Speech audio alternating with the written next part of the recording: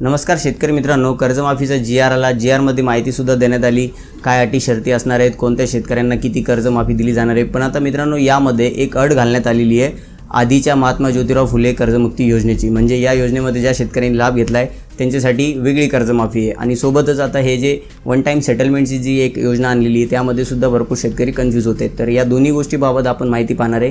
कारण ज्या शेतकऱ्यांनी आधी या योजनेच्या अंतर्गत लाभ घेतलेला आहे, महात्मा ज्योतिराव फुले कर्जमुक्ती योजना जी 2019ची होती, त्यामुळे किती शेतकऱ्यांचं नुकसान होणार आहे ही पण माहिती आपण थोडक्यात पाहणार आहे. तर व्हिडिओला शेवटपर्यंत नक्की बघा, तुमचे सगळे मनातले डाऊट आपण क्लिअर करणार आहोत. तर मित्रांनो, आधी आपण समजून घेऊया हे OTS योजना काय आहे.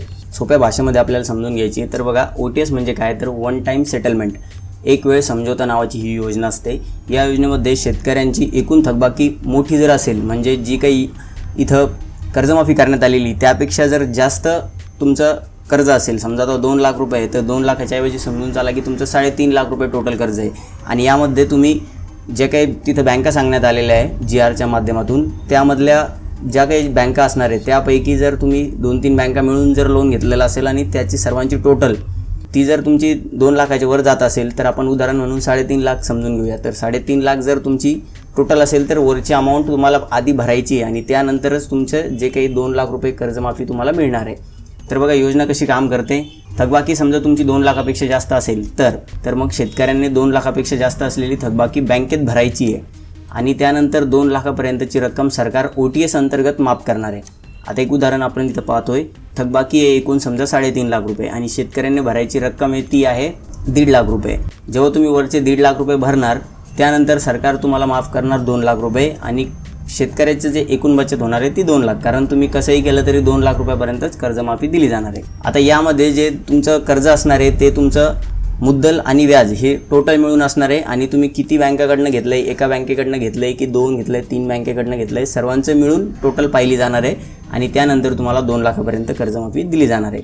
आता यामध्ये काय, पूर्वी कर्जमुक्ती योजनेचा लाभ जर घेतलेला असतील शेतकरी, तर त्यांना काय, तर अशा शेतकऱ्यांना एकूण थकबाकी 50,000पेक्षा जास्त आहे आणि जी 50,000पेक्षा जास्त थकबाकी आहे ती तुम्हाला आधी बँकेला भरायची आणि त्याच्यानंतर OTS अंतर्गत तुम्हाला 50,000 रुपये माफ केली जाणार आहे. म्हणजे ज्या शेतकऱ्यांनी आधीच्या योजनेचा लाभ घेतलेला आहे त्या शेतकऱ्यांना सरळ फक्त 50,000 रुपयापर्यंतच कर्जमाफी दिली जाणार आहे. आणि हा एक मोठा मुद्दा आहे मित्रांनो, हा आपल्याला समजून घेणं खूप गरजेचं आहे.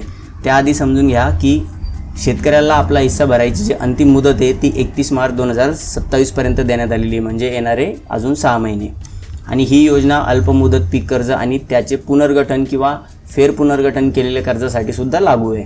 आता समजून घेऊया की महात्मा ज्योतिराव फुले शेतकरी कर्जमुक्ती योजना जी होती 2019ची, त्यामध्ये नक्की किती शेतकऱ्यांना लाभ मिळालेला होता आणि या योजनेमध्ये किती शेतकऱ्यांना लाभ दिला जाणार आहे. तर बघा, महात्मा ज्योतिराव फुले कर्जमुक्ती योजना 2019 यामध्ये लाभार्थी ठरलेले होते शेतकरी, ते होते 32,37,000. तर 32 लाख शेतकऱ्यांना या योजनेचा लाभ मिळाला होता आणि यामध्ये जे काही खर्च करण्यात आलेले होते पैसे ते होते 20,497 कोटी. आता त्याचप्रमाणे पुण्यश्लोक अहिल्यादेवी होळकर शेतकरी कर्जमुक्ती योजना 2026 यामध्ये जे लाभार्थी असणारे शेतकरी ते असणारे 55,72,000 जवळपास एवढे सांगण्यात येते. 55 ते 56 लाख शेतकऱ्यांना या योजनेचा लाभ मिळणार आहे. आणि यामध्ये जो खर्च ठरवण्यात आलेला आहे तो अंदाजे 36,585 कोटी इतका आहे आणि प्रति शेतकरी कमाल कर्जमाफी 2 लाखापर्यंत आहे. आणि सोबतच नियमित कर्ज परतफेड करणाऱ्या शेतकऱ्यांना प्रोत्साहन म्हणून 50,000 रुपये दिले जाणार आहे. तर बघा, यामध्ये जास्तीत जास्त शेतकऱ्यांना फक्त 50,000 रुपयापर्यंतच कर्जमाफी मिळणार आहे का, एक गोष्ट इथं समजून घ्या. आता बघा, मागची जी योजना होती महात्मा ज्योतिराव फुले कर्जमुक्ती योजना, या योजनेमध्ये 32,37,000 शेतकऱ्यांना फायदा मिळालेला होता, म्हणजे या शेतकऱ्यांनी या योजनेचा लाभ घेतला होता. आता सरळ 55 लाखामधून 32 लाख शेतकरी गेले तर उरले 23 लाख शेतकरी. आता मित्रांनो, जर खरोखरी 55 लाख शेतकऱ्यांना जर या योजनेचा फायदा मिळाला तर यामधून 32 लाख शेतकरी तर असेच असणार आहे ज्यांना फक्त 50,000 रुपये जे कर्जमाफी तीच केली जाणार आहे. कारण 32 लाख शेतकऱ्यांनी आधीच महात्मा ज्योतिराव फुले कर्जमुक्ती योजना 2019चा लाभ घेतलेला आहे. आता उरले किती, फक्त 23 लाख आता तुम्ही 23 लाख शेतकऱ्यांना सरळ 2 लाख जरी कर्जमाफी केली तर ती होती 46,000 करोडच्या आसपास. आणि इथे फक्त खर्च किती ठेवण्यात आलेला आहे, अंदाजे 36,000 करोड.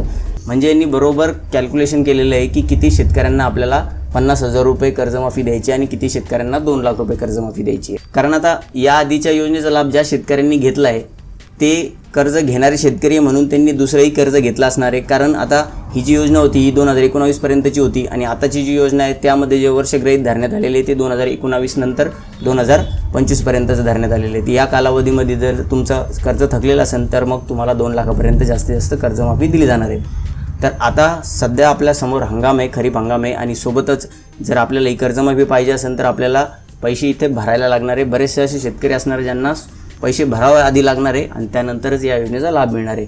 आपल्याला अजून 6 महिने समोर देण्यात आलेले आणि जे पण NPA झालेले असणार आहे यामध्ये त्यांच्यासाठी सुद्धा एक समिती गठीत केली जाईल आणि जे कमीत कमी रेट ठरवण्यात आलेला आहे NPAसाठी जे व्याज दर ठरवण्यात आलेला आहे त्यावरती सुद्धा बार्गेनिंग केली जाईल आणि त्यानंतरच तुमचे एक अमाऊंट ठरवली जाईल की तुम्हाला इथं वरची जी अमाऊंट आहे ती एवढी भरायची आहे. तर यासाठी आता योजना कशी राबवली जाते हे आपल्याला पाहणं गरजेचं आहे. पण यामध्ये सरळ ही गोष्ट खरी आहे की बऱ्याचशा असे शेतकरी असणारे ज्यांना या योजनेचा जास्तीत जास्त फक्त 50,000 रुपयेपर्यंतच लाभ मिळणार आहे. तुमचं याबाबत काय म्हणणं आहे? नक्की सरकारने हा एक बरोबर गेम खेळला आहे की जे काही चाललं आहे ते बरोबर आहे? कमेंट बॉक्समध्ये नक्की सांगा.